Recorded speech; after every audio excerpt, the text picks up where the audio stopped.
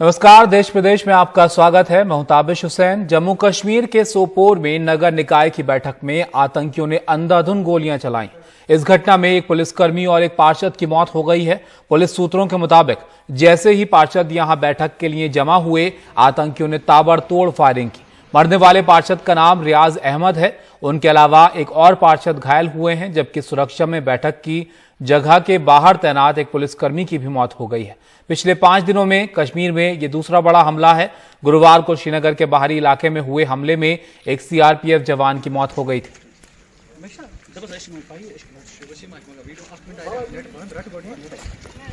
2 militant ने आके attack कर, इनकी बेसिकली मीटिंग थी, उसमें अटैक हुआ तो उसमें एक कैजुअलिटी, मतलब 2 कैजुअलिटी हुई, तो एक को अभी इंजर्ड है, तो वो इंजर्ड अभी एसएमएचएस में शिफ्ट कर दिया गया। तो अभी इतना ही है, ठीक है। तो जैसे डिटेल्स होंगे आगे शेयर करते जाएंगे। तो कुछ इनपुट आ रहे हैं किस तंजीम ने की हुई? अभी नहीं, अभी मैं शेयर ज़्यादा नहीं कर पाऊंगा, इस ऑपरेशनल चीज़ है, ठीक है। अभी डेवलप हो रहा है, ठीक है। तो इंशाल्लाह हम जल्दी इस पे कुछ एक्शन भी इसमें हो जाएगा। सर, कुछ सीसीटीवी फुटेज वगैरह मिल पाया है, एक्सेस हुआ है कुछ? जी, सीसीटीवी फुटेज कुछ? जी हाँ मिला है। उसको हमारे अफसर इन्वेस्ट करें, सीसीटीवी मिला हुआ है आगे पीछे का। एरिया को सैनिटाइज किया? हाँ, ऑब्वियसली ये तो ड्रिल है, ये this is part of a drill कि जब भी ऐसा अटैक होता है तो पूरे सारी फोर्सेज आके एरिया सैनिटाइज करती है। ये सारी घटना कैसे घटी है, इसकी अब हमें जो डिटेल्स मिली है, वो जो डिटेल्स है काफी परेशान कुन है पुलिस के लिए, क्योंकि जिस तरह मिलिटेंट वहां म्युनिसिपल ऑफिस में दाखिल थे, फायरिंग की और उनपे कोई जवाबी कार्रवाई नहीं हुई। 4 पुलिस वाले वहां खड़ा थे, किसी कमरे में बैठे थे, और हमारी जो सीनियर पुलिस अधिकारियों से बात हुई, उन्होंने कहा सीधी गफलत जारी हुई है, पुलिस से गफलत हुई, डेरेलिक्शन ऑफ ड्यूटी हुए और एक्शन ली जाएगी। ये सीनियर पुलिस अधिकारी का कहना है कि उनके खिलाफ जो डिपार्टमेंटल जो एक्शन है वो हो जाएगी पुलिस वालों के खिलाफ, क्योंकि अगर मिलिटेंट वहां 2 दाखिल हुए, इनको क्यों किसी ने नहीं रोका, और फिर उन्हें अंदर जाके, गेट के अंदर जाके न सिर्फ फायरिंग की, काउंसलर को मारा, एक पुलिस वाले को भी मारा, और जवाबी फायरिंग नहीं हुई। ये एक चौंकाने वाली बात है। तो एक काउंसलर को मारा गया है, दूसरे को जख्मी किया गया, एक पुलिस वाला भी मारा गया। उनके पास, पुलिस का कहना है, 4 पुलिस वाले जो गार्ड वहां थे, उनके पास AK-47 राइफल थी, लेकिन जवाबी कार्रवाई नहीं उन्होंने की, इसलिए उन पर एक्शन हो जाएगी। लेकिन उसके साथ ये देखना है कि पिछले 1 हफ्ते में, 5 दिनों में ये दूसरी बड़ी घटना है। इससे पहले यहाँ श्रीनगर में कुछ दिन पहले, 5 दिन पहले, यहाँ एक अटैक हुआ था लावेपोरा के पास, जिसमें 2 CRPF के लोग मारे गए थे। एक अटैक में वो रोड ओपनिंग पार्टी थी जो श्रीनगर बारामुल्ला हाईवे की जो हिफाजत पे थे, तो उनकी पहले रेकी हुई थी, फिर अटैक किया, और ये दूसरा बड़ा अटैक है।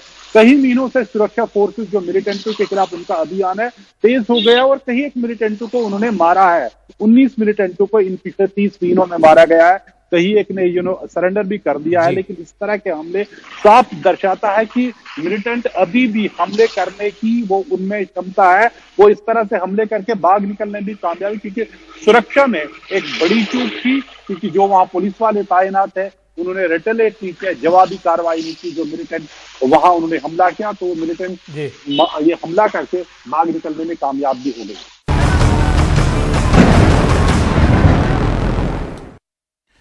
अब बात पश्चिम बंगाल की। पश्चिम बंगाल में बीजेपी कार्यकर्ता गोपाल मजूमदार की 82 वर्षीय मां शोभा मजूमदार की मौत के बाद सियासत गर्मा गई है। बीजेपी ने सत्तारूढ़ तृणमूल कांग्रेस पर निशाना साधा है। बीजेपी ने पिछले महीने आरोप लगाया था कि टीएमसी कार्यकर्ताओं ने घर में घुसकर गोपाल और उनकी मां को पीटा था। अब उनकी मौत के बाद बीजेपी एक बार फिर टीएमसी पर हमलावर हो गई है। केंद्रीय गृह मंत्री अमित शाह ने ट्वीट कर ममता बनर्जी पर निशाना साधा है। अमित शाह ने अपने ट्वीट में लिखा है कि बंगाल की बेटी शोभा मजूमदार जी के निधन से दुखी हूं, जिन्हें टीएमसी के गुंडों ने बेरहमी से पीटा था। उनके परिवार का दर्द और ये जख्म लंबे समय तक ममता दीदी को परेशान करेगा।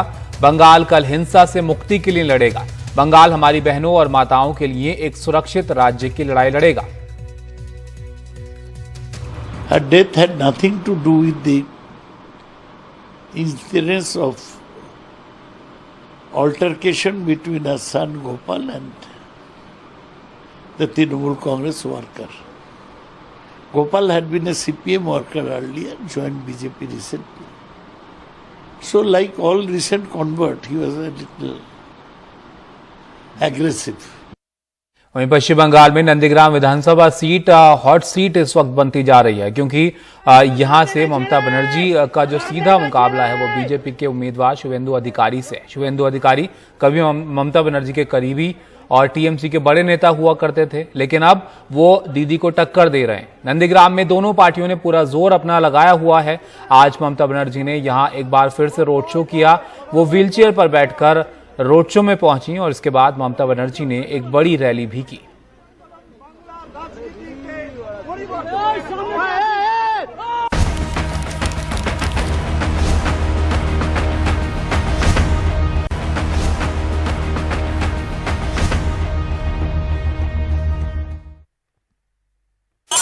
अजबे शहर नवे रंगा बनारस, अजबे शहर नवे रंगा, अजबे शहर नवे रंगा बनारस, अजबे शहर नवे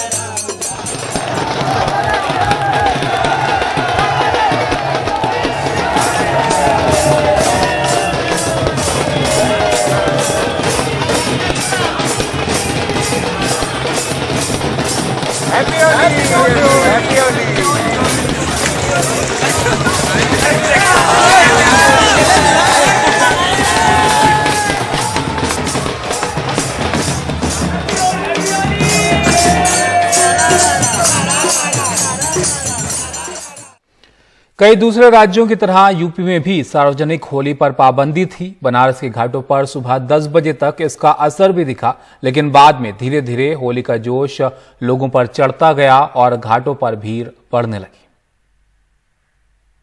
कोरोना महामारी को देखते हुए कृपया भीड़ भाड़ न लगाएं।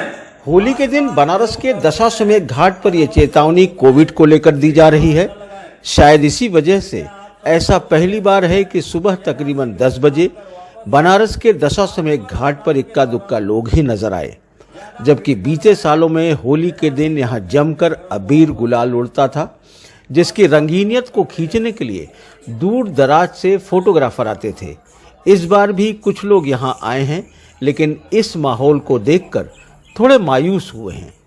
इस बार स्पेशल होली के लिए आया था। मैं शौकिया फोटोग्राफर हूँ, तो काफ़ी सुना था कि बनारस की होली बड़ी रंगीन होती है, पर बिल्कुल मामला बिल्कुल शांत है। मेरे मन में इस बात का अफसोस है कि फोटोग्राफी के हिसाब से जो आया था वो नहीं हो पा रही, लेकिन दूसरी तरफ ये है कि हाँ, एक ये बात अच्छी है कि लोग केयरफुल हैं। इसके एक सिक्के के दो पहलू होते हैं, एक तो पॉजिटिव एक नेगेटिव। तो नेगेटिव तो ये है कि जिस तरीके से हम आए थे, जो सोच के आए थे, उसमें कहीं ना कहीं डिसअपॉइंटमेंट है, लेकिन पॉजिटिव ये है कि हाँ, लोग केयरफुल हैं, लोगों के अंदर जागरूकता है कि हाँ, थोड़ा बच के चलना है, थोड़ा बच के खेलना है, इस तरीके का है।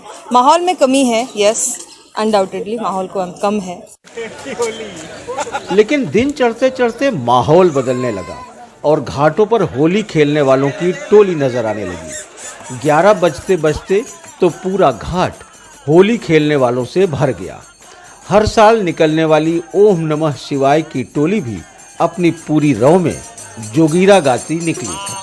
पार रामनगर यही पार काशी, ओ पार रामनगर यही पार काशी, ओ पार रामनगर यही पार काशी, ओ पार रामनगर यही पार काशी, यही पार काशी हो यही पार काशी, यही पार काशी हो यही पार काशी।